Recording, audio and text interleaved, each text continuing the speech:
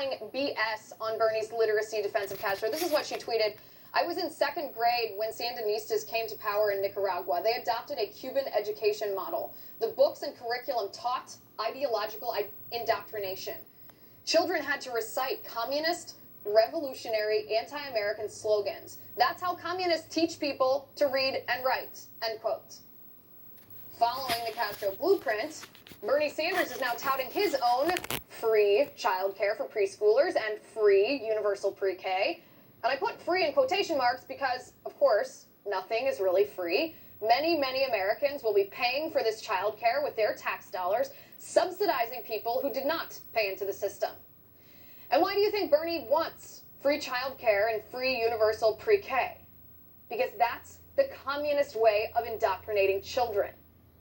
Democratic Congresswoman Debbie Mucarsay Powell from Florida slammed Bernie's praise of Fidel Castro, too. She said, and I quote, "As the first South American immigrant member of Congress who proudly represents thousands of Cuban Americans, I find Senator Bernie Sanders' comment on Castro's Cuba absolutely unacceptable. The Castro regime murdered and jailed dissidents and caused unspeakable harm to many South Florida families. To this day, it remains an authoritarian regime that oppresses its people, subverts the free press, and stifles a free society."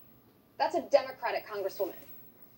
But Vox's Ezra Klein actually came to Bernie's defense after the weekend, tweeting, and I quote, "Bernie is not running on socialist economics, he's running on a socialist ethic," end quote. Bernie Sanders is threatening to take over significant parts of the economy. His words, not mine. Bernie Sanders has condemned capitalism and said he is not a capitalist. Bernie Sanders admits he will abolish private health insurance. He'll take that away from you. He will force people onto a government-run healthcare plan. He's planning massive redistribution of wealth. He will abolish billionaires with high taxes. He will ban fracking and fossil fuels. He will force people to give up their gas-powered cars. And, of course, let us not forget the Green New Deal. He will impose the Green New Deal on us all. If that is not socialist economics, what is it? It's really an odd and chilling thing to try to defend a socialist while pretending that he's not a socialist, even though he says himself that he's a socialist. Make no mistake, Bernie Sanders is a socialist who flirts with outright Marxism and communism.